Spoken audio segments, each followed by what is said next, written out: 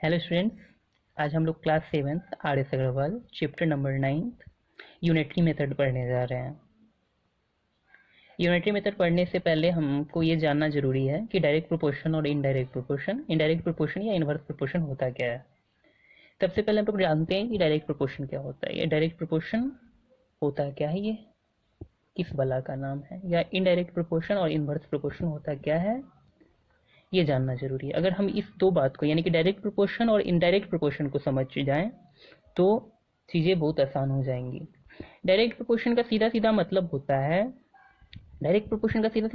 है कि किसी दो क्वांटिटी को जब हम कंपेयर करते हैं तो एक क्वांटिटी के बढ़ने से दूसरा क्वांटिटी बढ़ जाए और एक क्वांटिटी के कम होने से दूसरा क्वांटिटी ऑटोमेटिकली मतलब अपने आप कम होने लग जाए, तो वो डायरेक्ट प्रोपोर्शन के कैटेगरी में आता है।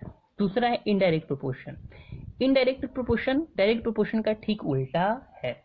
मैं आपको एग्जांपल भी दूंगा। तो सबसे पहले इनडायरेक्ट प्रोपोर्शन क्या होता है कि इनडायरेक्ट प्रोपोर्शन का मतलब होता है जो डायरेक्ट प्रोपोर्शन का ठीक उल्टा है, या इनवर्स प्रोपोर्शन। इनडायरेक्ट प्रोपोर्शन बोल लीजिए या इनवर्स प्रोपोर्शन बोल लीजिए। इनवर्स प्रोपोर्शन का मतलब होता है जो डायरेक्ट प्रोपोर्शन का उल्टा है, यानी कि जब दो क्वांटिटी को कंपेयर करते हैं हम तो एक क्वांटिटी के बढ़ने से दूसरा क्वांटिटी कम होने लग जाए, या एक क्वांटिटी के कम होने से दूसरा बढ़ने लग जाए, तो वो इनडायरेक्ट प्रोपोर्शन के कैटेगरी में आता है। अभी डायरेक्ट प्रोपोर्शन और इनडायरेक्ट प्रोपोर्शन का एक एक एग्जांपल आप समझ लीजिए। जैसे बाजार में गए, ठीक है, तो बाजार में हम चॉकलेट्स खरीदते हैं, तो ठीक है, बाजार में अगर हम चॉकलेट्स खरीद तो चॉकलेट्स रुपये से आती है, मतलब रुपया से। अगर मेरे पास रुपया तो हम चॉकलेट खरीद सकते हैं। तो मेरे पास दो क्वांटिटी अगर हम कंपेयर करें तो मेरे पास दो क्वांटिटी, एक मेरे पास रुपया है और एक चॉकलेट्स है। यानी कि अगर हम चॉकलेट खरीदना चाह रहे हैं, हम ज़्यादा से ज़्यादा चॉकलेट खरीदना चाह रहे हैं, तो मेरे ध्यान में ये होना चाहिए कि मेरे पास ज़्यादा से ज़्यादा रुपया होना चाहिए। अगर हम कम चॉकलेट खरीदना चाह रहे हैं तो हम कम पैसे में भी खरीद सकते हैं।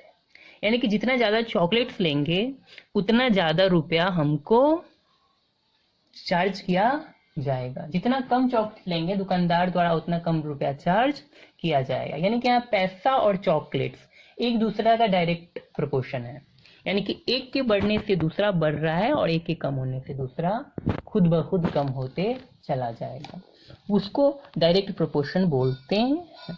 दूसरा मेरे पास है इनडायरेक्ट प्रोपोर्शन या इनवर्स प्रोपोर्शन। इसका सबसे अच्छा एग्जाम्पल है स्पीड और टाइम।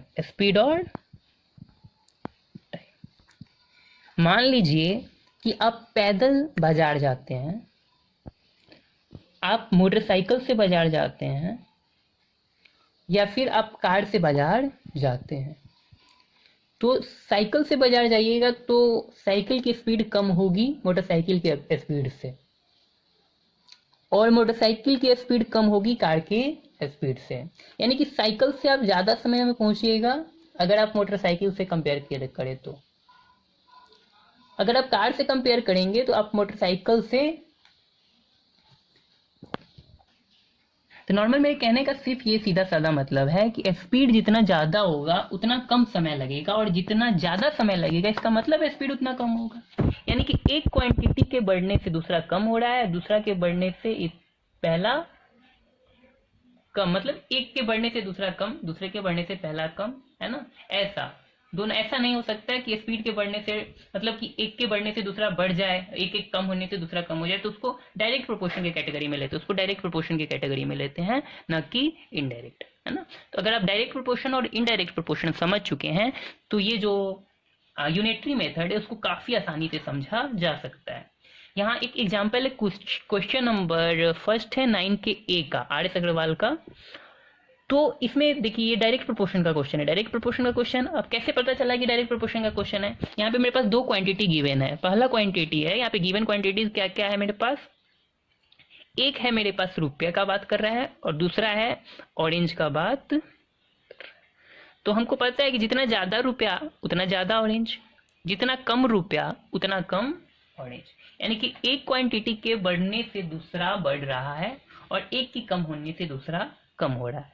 इसका मतलब है कि ये डायरेक्ट प्रोपोर्शन का क्वेश्चन है, और डायरेक्ट प्रोपोर्शन के क्वेश्चन बड़े आसानी से किए जा सकते हैं।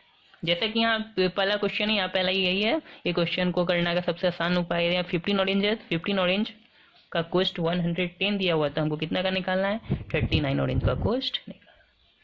बस इसको सॉल्व कर दीजिए, आपका आंसर जो एक्स की वैल्यू आएगी वो। अब ये एक्स क्यों माने हैं, क्योंकि 15 ऑरेंज की कीमत हमको पता था, 39 का पता नहीं था, इसलिए एक्स मान लिए। और ये 15 ऑरेंज है और यहाँ रुपया है, रुपया और ऑरेंज आपस में डायरेक्टली प्रोपोर्शन है, इसलिए इसको सामने सामने लिखे।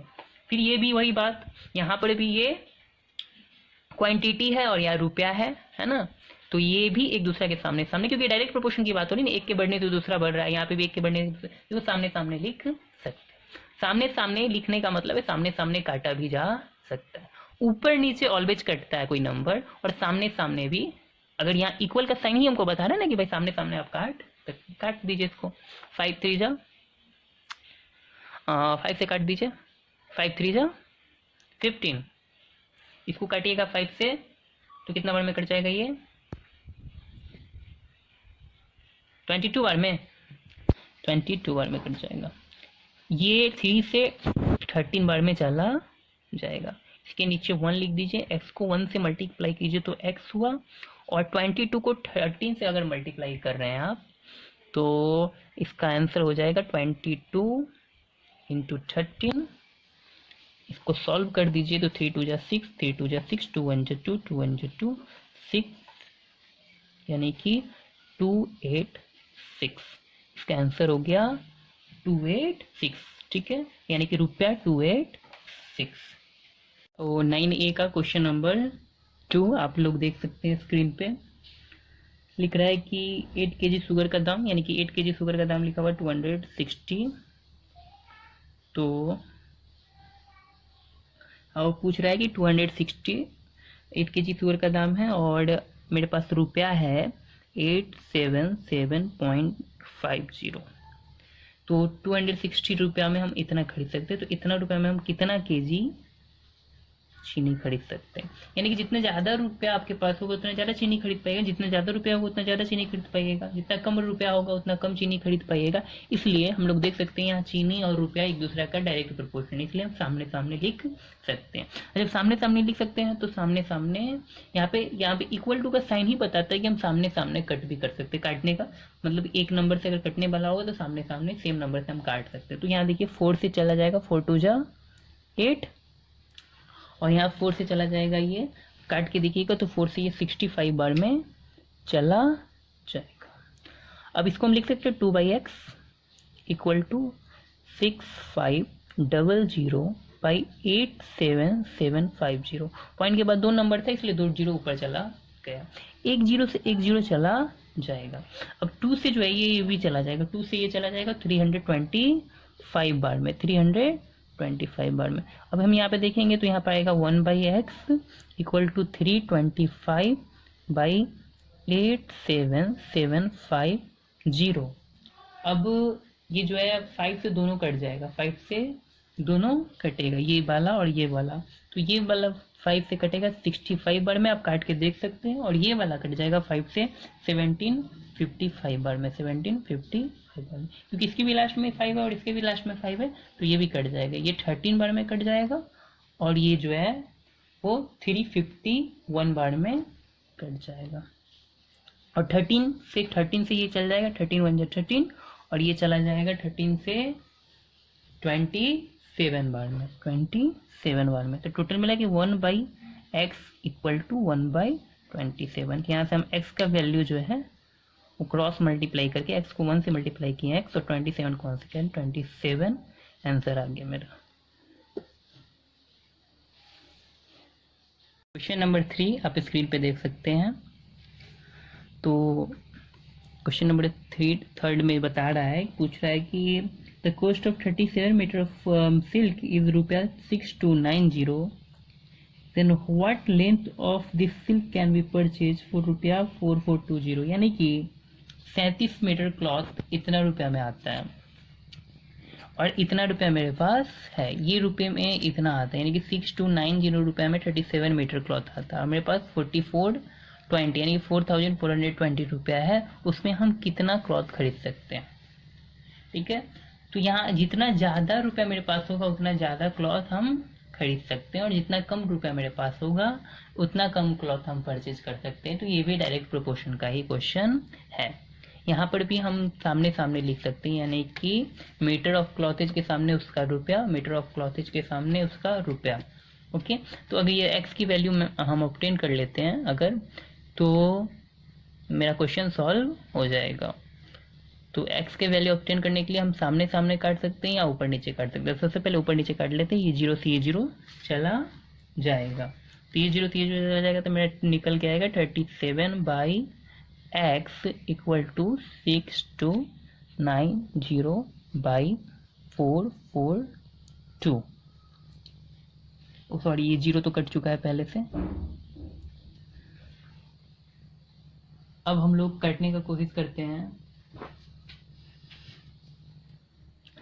अब हम ये 37 से इस नंबर को काटेंगे। अगर 37 से इस नंबर को काटेंगे तो आप देखिएगा 17 बार में ये नंबर कट जाएगा, यानी कि 1/x इक्वल टू 17/442 आया। और आप 17 से इस नंबर को भी काट सकते हैं, 17 से ये नंबर कट जाएगा 1/26 बार में, आप काट के देख सकते हैं। अब क्या करना है, x का वैल्यू निकलना है, तो x को 1 से मल्टीप्लाई करेंगे तो x, 21 को मल्टीप्लाई करेंगे तो 26 metre of cloth can be purchased with ₹4420। मेरा आंसर आ गया।